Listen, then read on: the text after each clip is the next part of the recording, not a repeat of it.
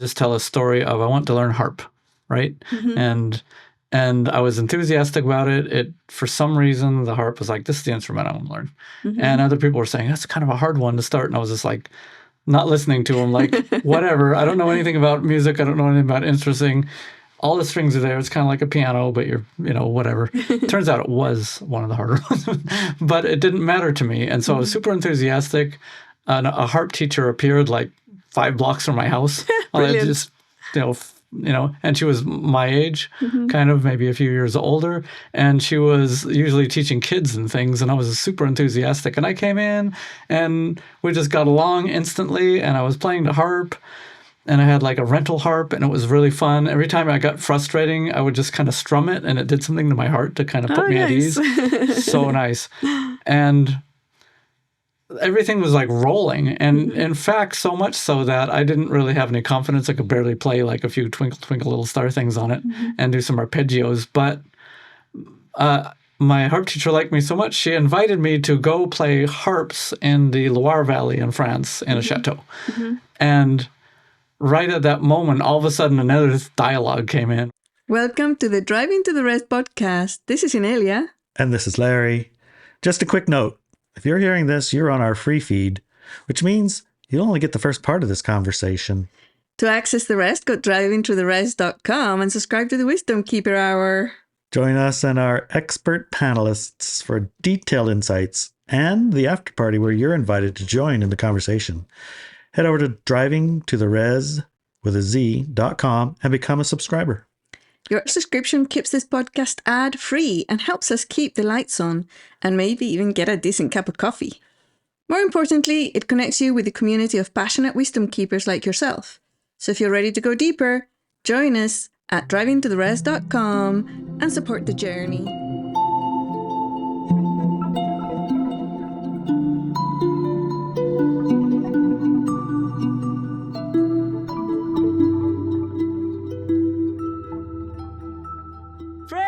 Hi, Fred. How's it going? Great. How about you? It's nice. Nice weather today. Nice. What did you bring for us today? I brought 4 notes. Nice. With things about the article. And so first of all, let's break down the sentence from the article. Compatibility is not wishful thinking. It is the natural relationship between who we are being and the discourse in which we are already participating. And what do we mean by discourse in this? That for some reason, I don't know why, it almost makes more sense now when I'm reading it, but for some reason discourse caught me up. It's like who we are being, like I'm being my Fred in this article, right, this interview right now. And the discourse which we are already participating. You're talking about probably the just the way the discourse about how I go about my day and the discourse that I already have about, like, say, doing this podcast and that kind of thing. Do you know what discourse means? So there's a good thing. Discourse. It is, it's not dialogue. Well, it's kind of like dialogue, but I always thought it was more of a conversational thing back and forth. Yeah, it's related, but it's not just words. So a discourse will have a history. It will have patterns, symbols, language, actions, and that throughout a history of it, like through time. Right. So that makes sense of the whole rest of the article, basically, because if that's what discourse means, it's more encapsulating. It's the whole thing. Yeah, it's not just a conversation. With words. So, it's a conversation that you have, but with patterns, history.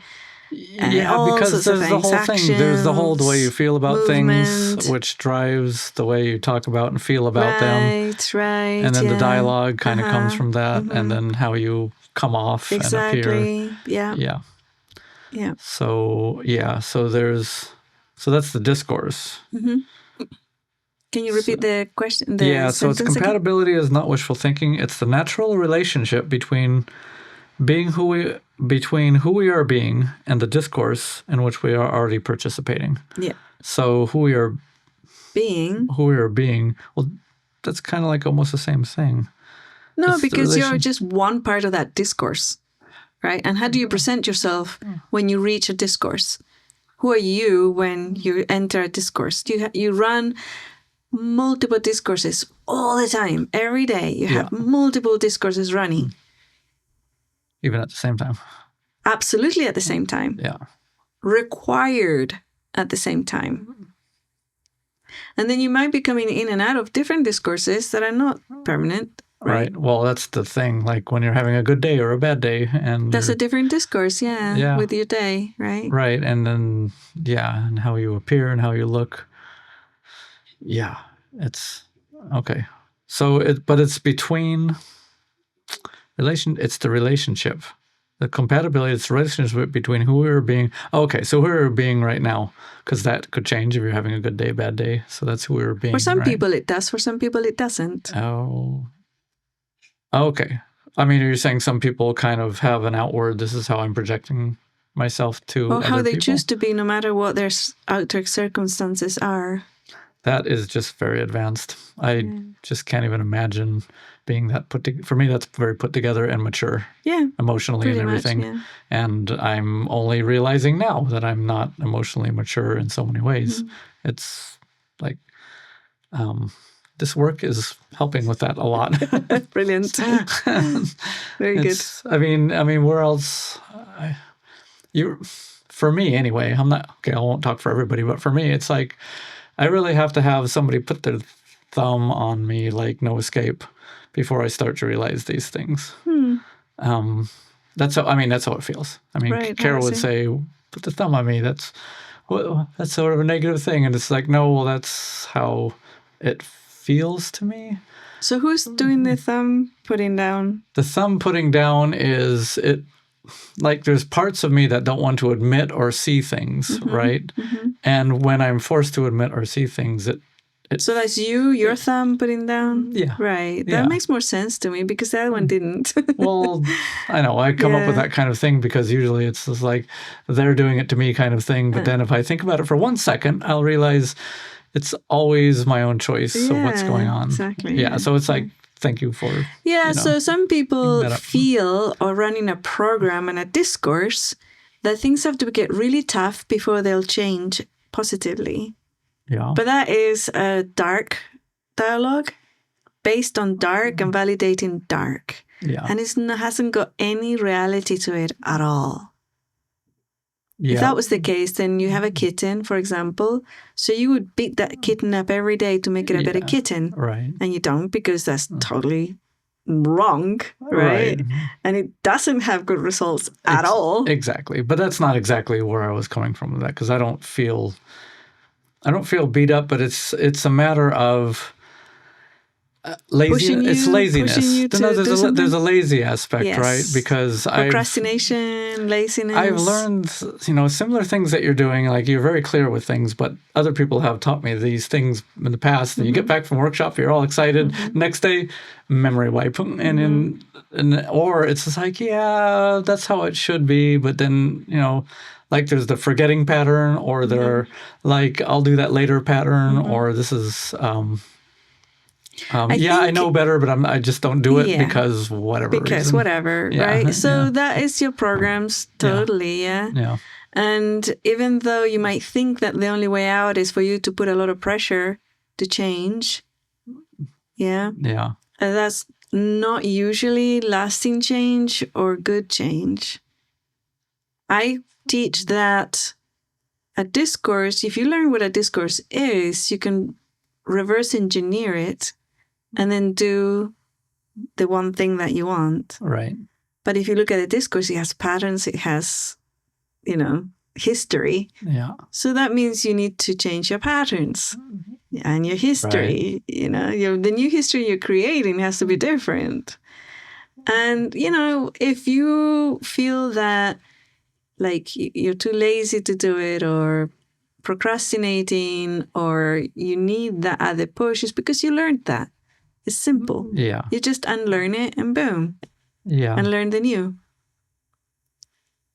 Which is true. Yeah. Because it's different than what I used to think before, and which would be the second one is I'll just tell a story of I want to learn harp, right? Mm-hmm. and I was enthusiastic about it. For some reason, the harp was like, this is the instrument I want to learn. And other people were saying, that's kind of a hard one to start. And I was just like, not listening to them, like, whatever. I don't know anything about music. I don't know anything about instrumenting. All the strings are there. It's kind of like a piano, but you're, whatever. Turns out it was one of the harder ones, but it didn't matter to me. And so I was super enthusiastic. And a harp teacher appeared like 5 blocks from my house. Brilliant. Just, and she was my age, kind of maybe a few years older. And she was usually teaching kids and things. And I was super enthusiastic. And I came in and we just got along instantly. And I was playing the harp. And I had like a rental harp, and it was really fun. Every time I got frustrating, I would just kind of strum it, and it did something to my heart to kind of put me at ease. So nice.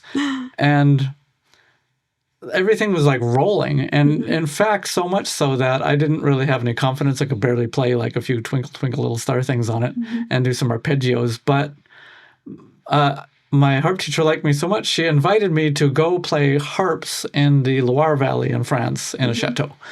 And right at that moment, all of a sudden, another dialogue came in, which was the first one about then. And it was just like, that I don't know enough to play. I would feel embarrassed to do that.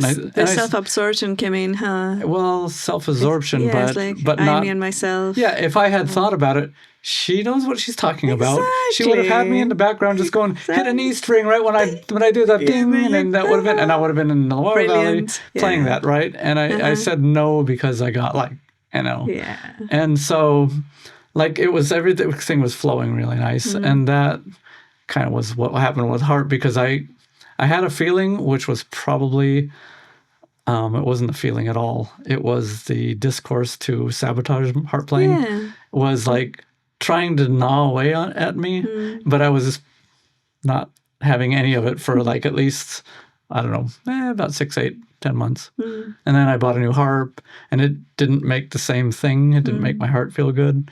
And then it was like... So you bought a harp that didn't resonate with you? It didn't resonate. And it was like... Literally didn't resonate with you. Literally didn't resonate. But I didn't know that was happening. I thought all harps were going to do this. And so it was a bigger, better, nicer harp, but I didn't like it as much. And had I realized what was happening, I would have just went and bought that rental harp. Oh, yeah, the rental, If you gel with a rental instrument, buy it, man. I was... So what would this illustrate for you with regards to discourse? Well, that was... that's a good example of how I knew that this is what I wanted to do. And I was enthusiastic about harp. And I'm going to, push everything aside, all the doubts and dialogue, and I'm just going to go for it. And it was all working and flowing until I allowed a different discourse to come in, which was because it was like around the edges. People are like, oh yeah, adults, they don't stay with the harp a long time because they start to But can I just make a point? Yeah. It's like you were also listening to the discourse that supported the negative one. Because I'm pretty sure, 100%, that there were lots of people who would be very encouraging. Yeah, anybody can learn the harp. It doesn't matter how old you are, and all these things. But you wouldn't even have heard or seen those because it didn't fit into the other discourse, That's probably, at some point, that was true. For your teacher, for example, right? Yeah, at some point that was probably true because my teacher was super enthusiastic. Exactly. It's going to be great. So at least one person that we know, right, did not run that discourse. Not at all. But you heard the other ones because he would fit it into the negative one that you were running. And I heard them, but I didn't pay attention to them. But I put them. I put them. Yes, until there, you did. until it was like, okay, now I'm going to get lazy, and because there comes that time where you have to. Yeah. And funnily enough, with learning an instrument, there's an arc, right? And a person, you said how many months? You were like 9 months or 6 months? 6 months, 9 months? 6 to 9 months is where it was. I think 6 months, and then all of a sudden the plateau started happening. Exactly. Yeah. So when you learn a new instrument, there's that plateau that comes. Yeah. And a lot of people give up their instrument then. So many people, right? But the good teacher or the person that knows about this expects it. Right. And has methodology to get through it. Oh. Yeah. So for the next, let's say 4 months, you're just going to run through that even though you're probably going to go down on your skill. Right. And you're not going to have enthusiasm. You're going to hate your instrument. You don't want to, it's sitting there, sitting there in the corner staring at you, and I don't want to look at it right now. Yeah. So you know that's coming. Yeah. So you just go through it because you know this too will pass. Yeah. You know that after 4 months, 5 months, that's going to be over. And then you're going to shoot up and learn. That would have been nice. Yes. Yeah. Unfortunately, not many people are taught that. So they start the instrument, they go for 6, 7 months, 9 months, and they hit that plateau. And sometimes it's not even a plateau, it's dips. Yeah, yeah. And they give up, you know? Yeah, because it's a lot all at once. You got to learn how to read music and all that kind of stuff. But they don't know that it's expected and happens. Yeah. They don't know. Yeah, well, that was one of the things they told me, is that it starts to get, I don't know. I probably did hear some of that, but I didn't know that it was something where it plateaus and will go back up again. Oh, it does go back up, It just felt like it was going to just become a grind. Like, this is becoming a grind, and I don't want to do this anymore. Yeah. Yeah, that was too bad. Sometimes the way it manifests is that, let's say you're supposed to learn a position, and you just can't get it.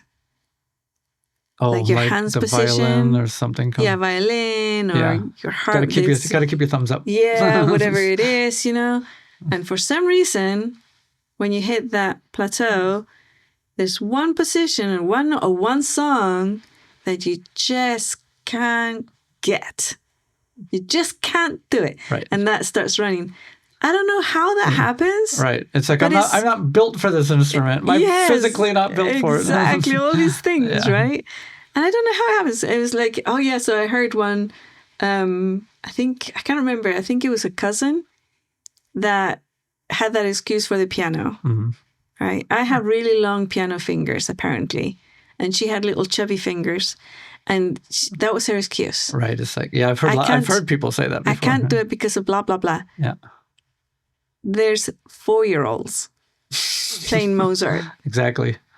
They have really tiny little fingers. I don't know how they can do it, but they're doing it. They do it. Yeah. So there's nothing to do with that. Yeah. Right? But they grab that thing, that is whatever true. it There's is. little kids with little hands. Little hands playing the piano. And they're full-size pianos. And they're awesome. They're great. Because they're reincarnated something. Whatever, right?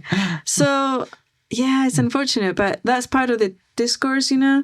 And if we decide that we're done, that's a running discourse also, that we're done with that instrument. And there was so much with it. There was emotion. I could feel the tightness in my chest, and I was and I knew it was happening. I watched it happen right into it. And I'm like, it's happening just like I thought it would. And it was like, that's the discourse right now. That got me. It was like, just like I thought. And I thought it would. Oh, God, yeah. Okay, I can see looking back now where I was actually part of that discourse. Yeah. But I didn't want it at first. I don't know. That was just, So, discourses are like that. Yes. I mean, and that, But now you're going to have to get a harp. I went back and looked at it, and they've gone up in price a lot, and I'm like, do I really want? Who cares if they're going up in price? Come on. Yeah, if I could only find that rental one again. Yeah, there you go. Or you have to sit with them and see which one resonates with you, because literally it's about resonance. It was about resonance. Literally it's about resonance. And I totally lucked out, which kind of happens to me in other ways when I'm really like enthusiastic for something, just like flying an airplane. I went and found, just by sniffing around, people are like, you got to do a lot of research. And I was just like, that place. And then all of a sudden they threw out the perfect instructor, just came out, walked out the door. Nice. Yeah. So, these things. Let me see. Quote, the people with whom we cultivate the strongest threads of connectivity often reflect the discourse with which we have become compatible. And so I wrote, this is so true. And I realized that the people that I get along with don't so much have any special qualities, but they're the people that share my outlook, and so it makes them easy to talk to. It's like, why is that person so easy to talk to? Well, they think like me. They come to the same conclusions. Yeah. Nothing really interesting probably happens, but I'm so excited to have somebody reflect my same discourse. Yeah. But also what can happen is, like, for example, what you talked about earlier about the instrument and people saying, adults, they can't learn or whatever. That is also a reflection of that discourse. So it's not just about getting on great with people who run your discourse, like in a positive way, but also sometimes you're even unconscious of a discourse you're running, but they'll be coming back to you from other people. So say that again. I'm unconscious of the discourse I'm running. Yeah. So for example, you said, I'm not going to listen to those people that are negative about me learning the harp. Right. Yeah. But you still run the discourse that is difficult or it wasn't going to happen for you. You're still running it. So those people kept coming up. Oh. Do you see? Yeah, I see what you're saying Yeah. there. Because it kept coming up and I kept like pushing it down, but it doesn't mean that it wasn't stacking. Exactly. It was stacking, and also you kept it and you listened to it because it was running inside you. Right? Yeah. So it's like you go out and it's like it's misty and it's gray, and you turn to your neighbor and they say, "What a wonderful day today. So cool. I can work in my yard all day long." You go, "What?" Because your discourse was, "It's a horrible day. I'm not going to be able to do my yard today because it's too cold and windy and whatever." It's right. Yeah. Rather stay home. And yes. Yeah. Except I'm usually the person out there saying it's a nice day. But it's an example. I know. I'm right? just, it's an example. Yeah. Now, if you went out and like you were the person who loves that type of weather, and he says that also, it's great. It's coming back for you. It's coming back. Yeah.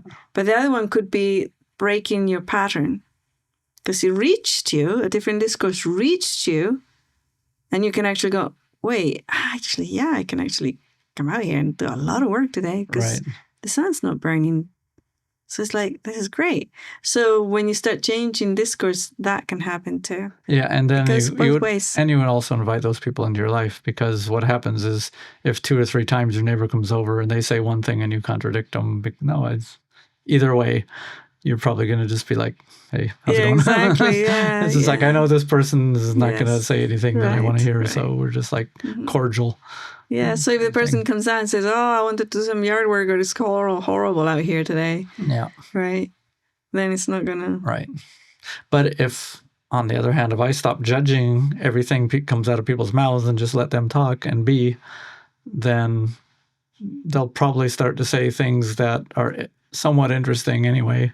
This is not about communication studies, so it's about discourses and how we get that discourse that's running, even sometimes unconsciously, will be given to us by others, shown to us by others. That happens. Yeah. Yeah. Well, yeah, exactly. Because like the enthusiastic, you get all the things coming to you, but then it's the other way happens. And it depends on the discourse, not what you're pretending to do, but the actual discourse that's running in your mind, what comes up. And not only that, but what you can see and hear. Yeah, that's true. What you can see and hear too. Mm-hmm. It's like I have that at Country Air or local market, that I just think there's always demons sitting out in front, and there's always these guys at the cash register that are full of stuff. True. And it's always true for you. It's always true. Yeah. And other people are like, no, it's kind of fine when I go in there. And I'm like, it's fine. How come it's happening to me? Yeah. And I remember once we met you there, we went there with you. I can't remember. And we came out and there was this homeless person outside, like it was horrible looking. I'm like, whoa, that's weird. That doesn't usually happen to you? No, I looked and I was like, what the hell is happening? And you said, oh, it's because I'm here. I thought, what? He says, yeah, it happens to me all the time. I was like, what? Yeah, I'm probably sure I said it's happened to me all the time. Yes. Probably didn't realize to say it's because I'm here. You did. You did say it, yeah. Wow. Yeah, you did. Okay. You totally did. It's because I'm here. It happens to me all the time. It's like, what? Yeah, wow. Yeah, how do we change so that funny. one? That's a tough one. Yeah. Yeah, it's hilarious. Yeah, but when I even say that's a tough one, that's programming. That's where it's like, how do you change it? This is like, oh, right there. I can see how exactly that is the spot programming where I just am unwilling to let it go. Exactly. And because I know that it's tough one. that it's going to happen, and these guys hang out there. Mm-hmm. Yeah. But even the words, right? Yeah. It's a tough one. It's ding, ding, ding, ding, ding, ding. That's a good one, yeah. Oh, it's that's a discourse there. I'm playing. Okay. Yeah, and still, I'm just like, trying to erase it, and it's just like, I don't believe it. It's like, oh, there's another one. Ding, ding, ding, ding, ding. Yeah, it's like, and the It's like, Ding, ding, ding, ding, ding. So many. They're like piled on top of each other. Okay. So it has to go back to just because there's a dialogue that comes very fast, and just be a little more neutral with myself. Don't let the dialogue come and shape everything. Like, think country air, and all of a sudden, boom, boom, boom, these things come, and just like country air, just like. Right, but it's also not just dialogue, but actions, patterns, and stuff like that, Yeah. So I'm pretty 100% sure that you've been to that store and there haven't been weird people there at all, but you didn't notice. Well, or I said, that's odd. They're not there. So there you go. And then I come back out. There you go. Yes. So the universe provides. It provided. There you go. Right? Yeah. Yeah. That's just not. Yeah, becoming aware of our discourse, that's why it's so empowering, because you can see the patterns that you're playing. Yeah. And the symbols that you're playing. Right. And the actions that you're doing, you can really see it. Yeah. And then you're saying things like how to support that, which is like, what's my YouTube feed? Of course, your YouTube feed reflects all that stuff. Exactly. And going down let's have a look at my feeds right now. Yeah. And my feed has got a lot of negative stuff. Yeah. Because who was I talking to? Is a neighbor, and he's positive on things that, like, usually I'm negative on. And right now I'm like, the school system's totally screwed up, teaching kids to be communistic and all this. And he just was like, well, my son graduated and he's got like a business, and his wife's making lots of money, and they all these houses, and they got their kids, and they've got grandkids already. And it just sounded like they were the people that come and make a community that really works well. And I was like, it's nice listening to you. That's all I'm seeing on my YouTube feed is that all the kids are screwed in this generation. And it's like, so in another reality, it's the opposite. It's the opposite. Yeah. And, people are putting out kids that are doing, and I was like, stuff. And then I thought, well, somebody has to be making the world, because all these guys on YouTube are like completely useless. Obviously, they're not doing anything, but they're not getting anything done, so somebody else must be getting things done. Right. Yeah, so just look to the people who are actually doing things. Yeah, it's a good example. Yeah, well, it kind of shocked me a little bit, because I was like, okay, I'm going to stop listening to so much YouTube. So on the education thing, I'm like, I'm not listening to that now. So it's being replaced by other things. Yeah. Yeah. Because, it just goes on all day long. Every day, all day. Okay, last quote was, becoming aware of the reality with which you are currently compatible, then consciously cultivating compatibility with the reality you choose to experience. It's pretty much what we're talking about right now. Yeah, pretty much, yeah. Yeah. But becoming aware of the reality with which you're currently compatible, that's pretty much what we're discussing right now. This is like, okay, I'm not really aware. Even if I'm aware of it, I still indulge. That's not enough. I'm indulging it. Yeah. I indulge in it anyway. It's like, okay, I'm totally aware I'm doing this. That's not enough. No, it's not enough. No, you need all the others too. You need tools all the other things. Move and you need to use the tools. Just having the tools is not going to help you. Well, when I say using tools, that when it comes up in my mind, a tool, there's a tool right there that's... You have to use. Yeah. Having the tool is not going to help you. Well, using the tool will help you. Well, you got to have it, then use it. Just having the tool is not going to help you. No. You have to use it. You have to use it. Yeah. I have to present it to myself in such a way that I remember to use it when it's necessary. Yeah, and I think that part of the awareness field of moving discourse is why you're becoming aware of all these things, Yeah. And why you've read the article and part of the podcast and all the things is part of the new discourse. That takes you away from, I'm just going to procrastinate, I'm just not going to do anything. Yeah. which is a very different one, right? Yeah. And then there's the easy days and the hard days. Because it's getting easier for a lot of the days. And then something will happen to trigger past PTSD or something. And then it just, I mean, it happened like this week, and I was gone for a day. And I was like, it's like, of course I have the tools to not say anything anymore. Just like withdraw. Like, that is a good tool, just...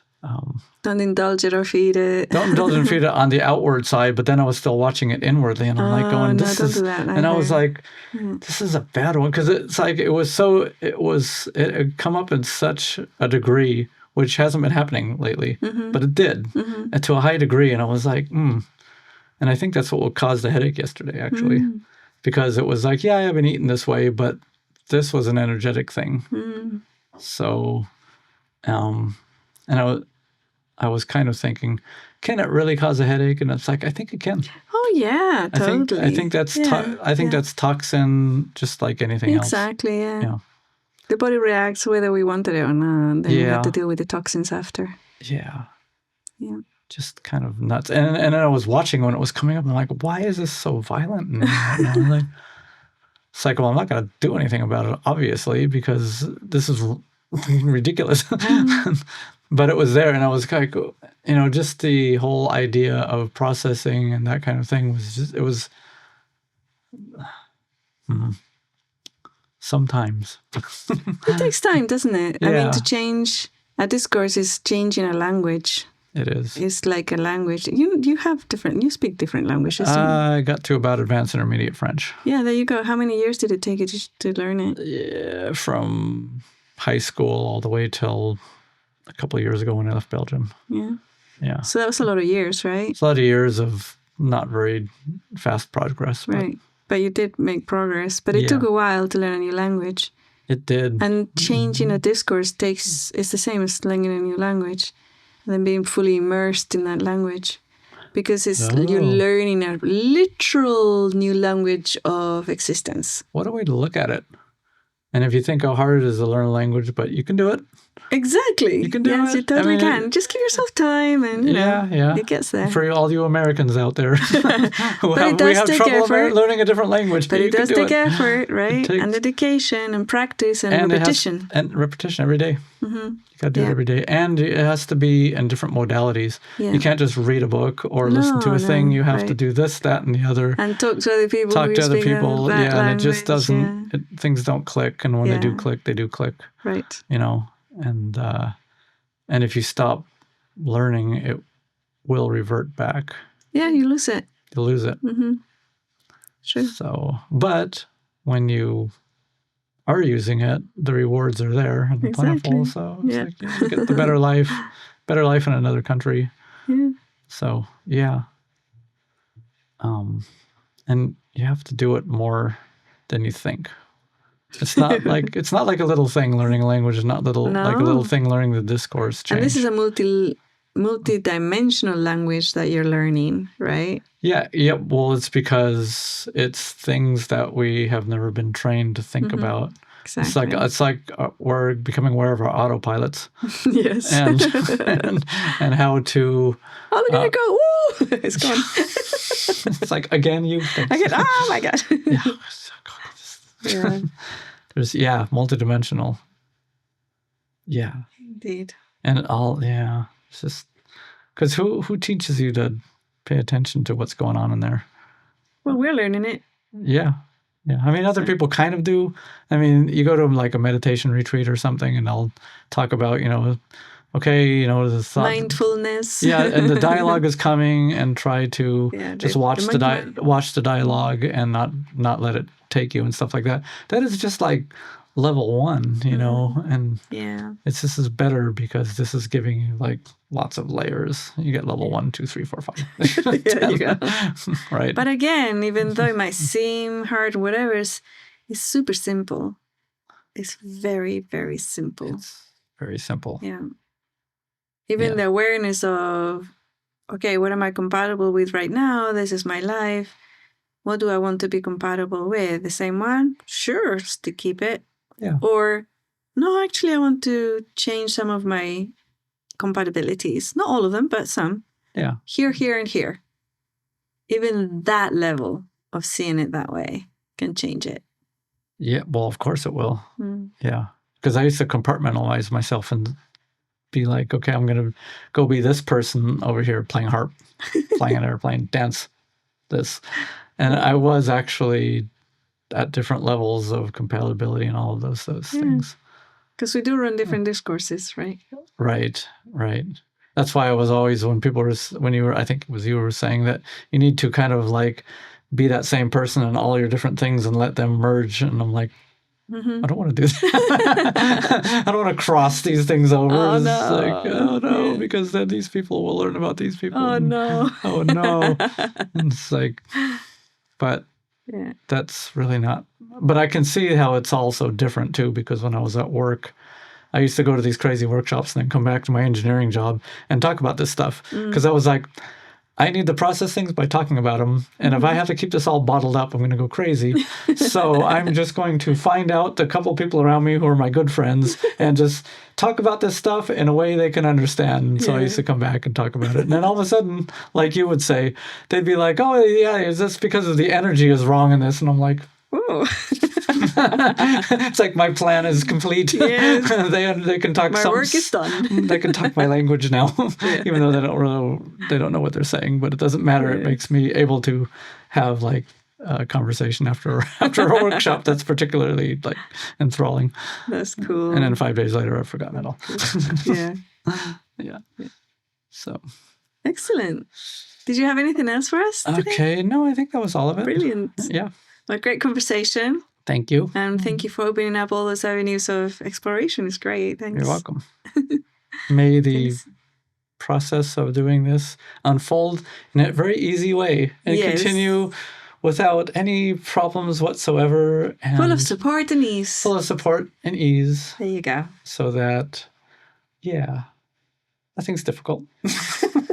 Everything's filled with ease. Everything's filled with ease. Yeah. Yeah, and there you go. The world looks really brilliant all the time. Yes. Yes.